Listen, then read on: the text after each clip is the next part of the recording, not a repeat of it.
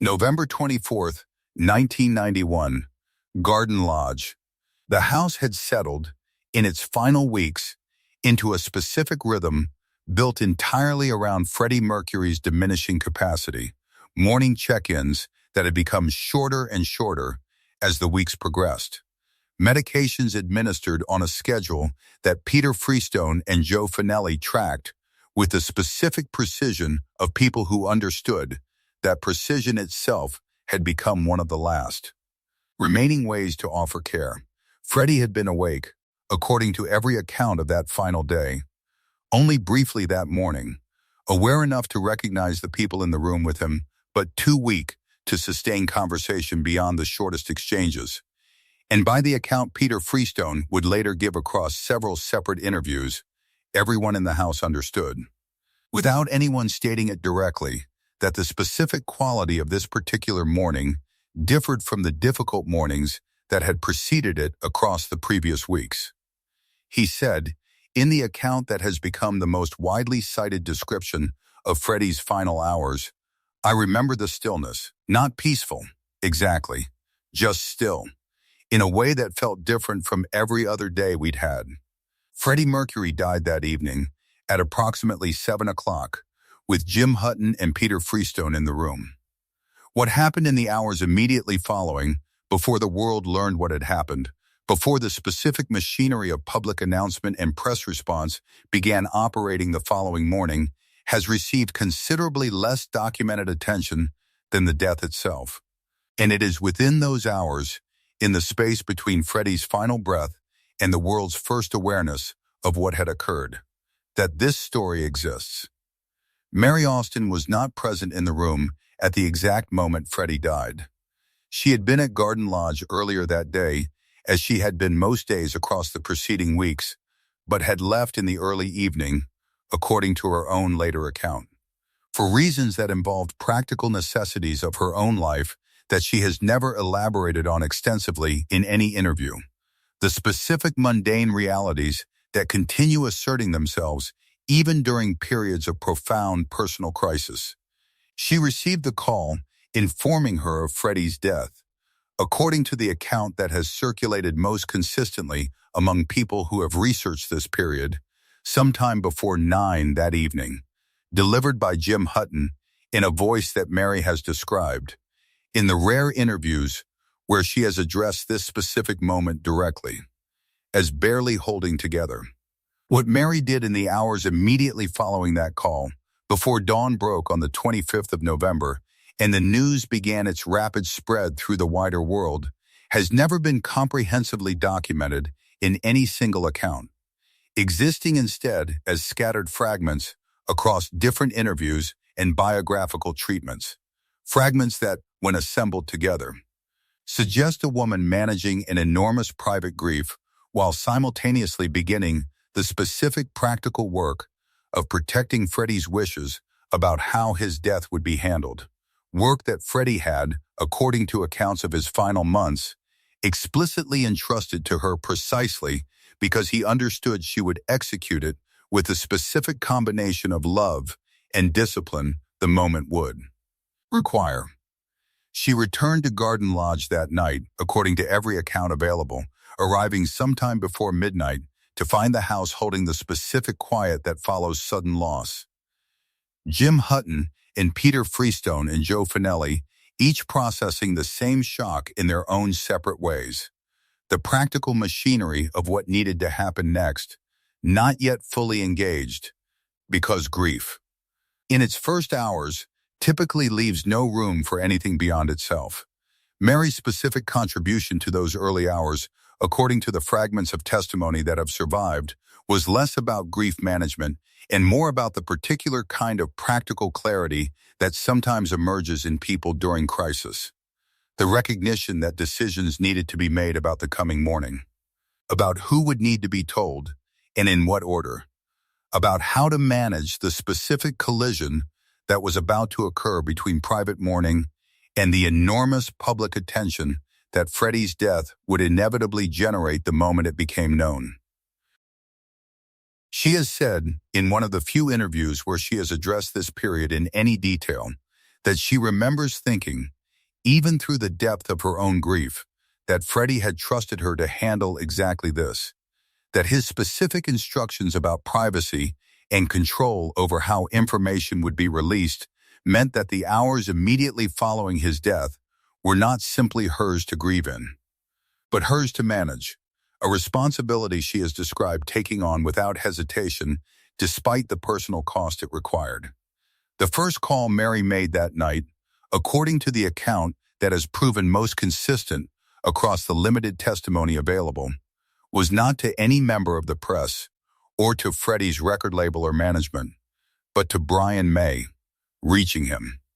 According to Brian's own later recollection, sometime in the deep hours of early morning, well before dawn, in a call that Brian has described across several interviews using consistent and specific language. He has said that he knew, from the specific timing of the call itself, before Mary had spoken a single word, exactly what she was calling to tell him. The recognition that a call arriving at that particular hour from that particular person could only carry one possible message. Mary's exact words in that call have never been precisely reconstructed in any interview either party has given, both preferring, in every account available, to describe the call's emotional weight rather than its literal content. A pattern that mirrors the broader tendency among Freddie's closest circle to protect the most intimate details of his final hours from full public reconstruction, even while acknowledging the broad outline of what occurred. What is documented with more specificity is the practical sequence that followed,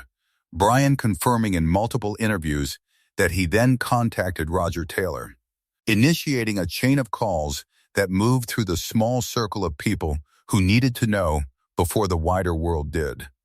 Each call carrying forward the same devastating information through the specific and deliberate structure Mary had apparently begun organizing in those first hours after receiving Jim Hutton's call.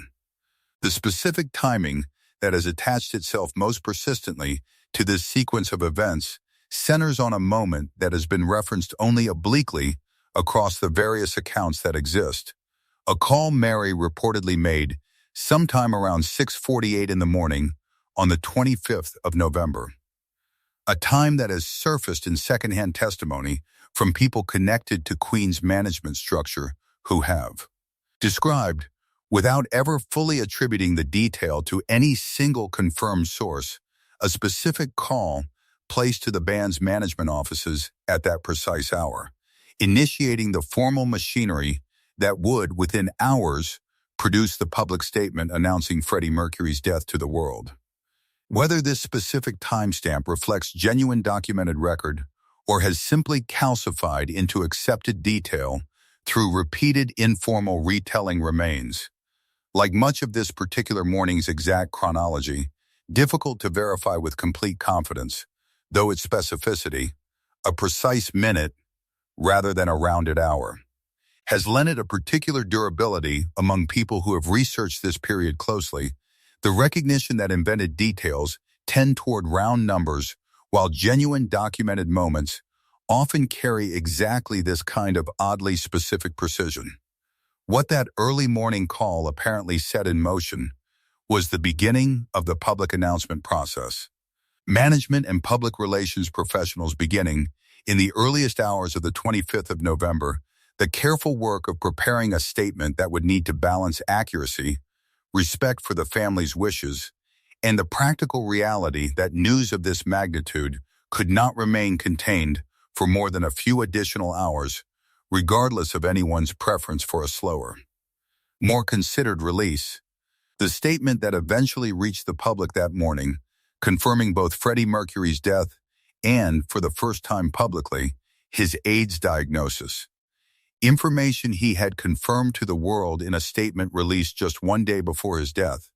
represented the culmination of exactly the kind of careful information management Freddie had spent his final years insisting upon, extended now, through Mary's specific execution in those early morning hours, into the management of his death itself. The broader world learned of Freddie Mercury's death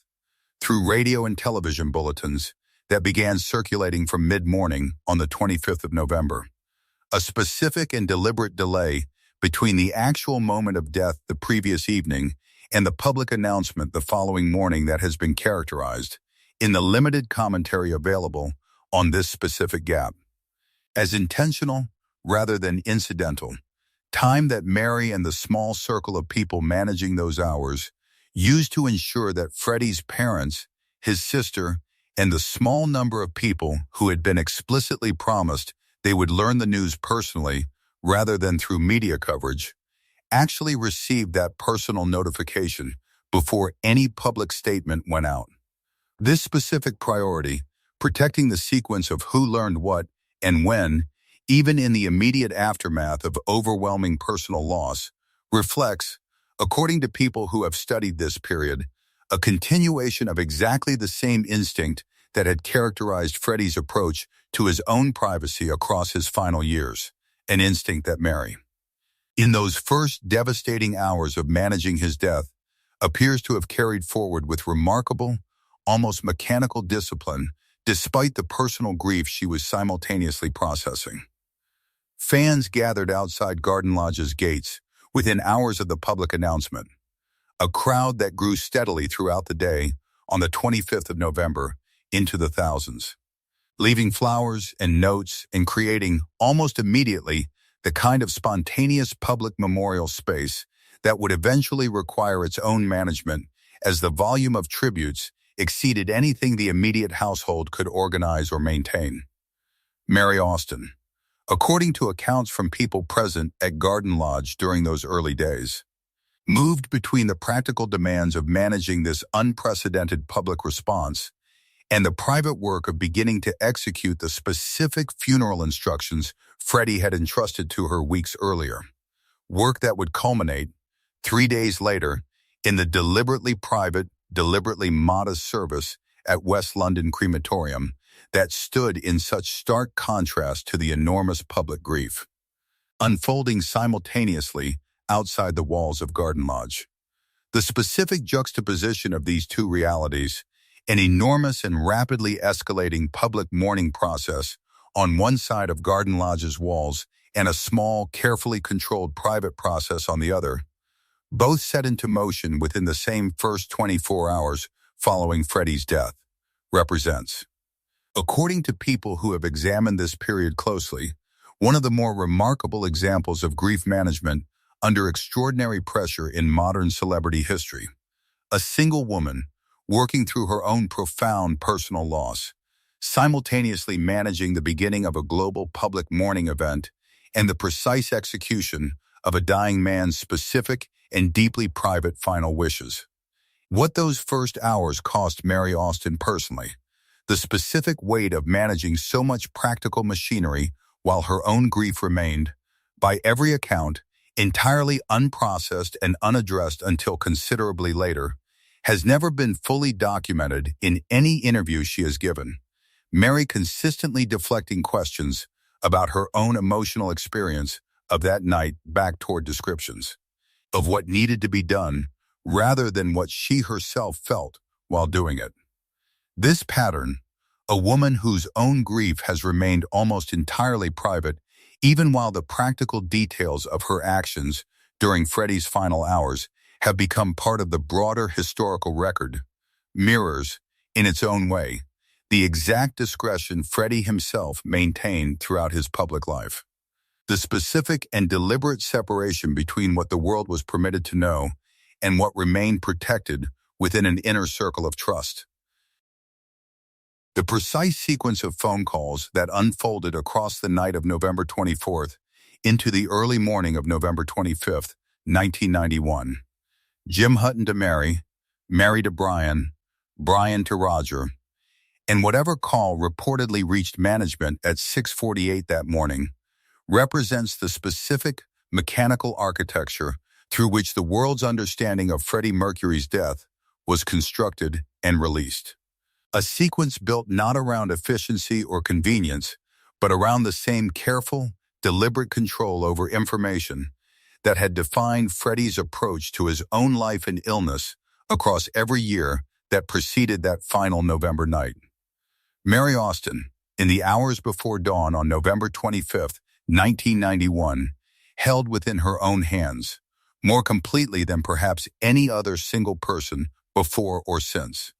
the specific power to determine exactly how and exactly when the world would learn that Freddie Mercury was gone, and everything available evidence suggests she exercised that power with precisely the same care Freddie had trusted her to bring to it.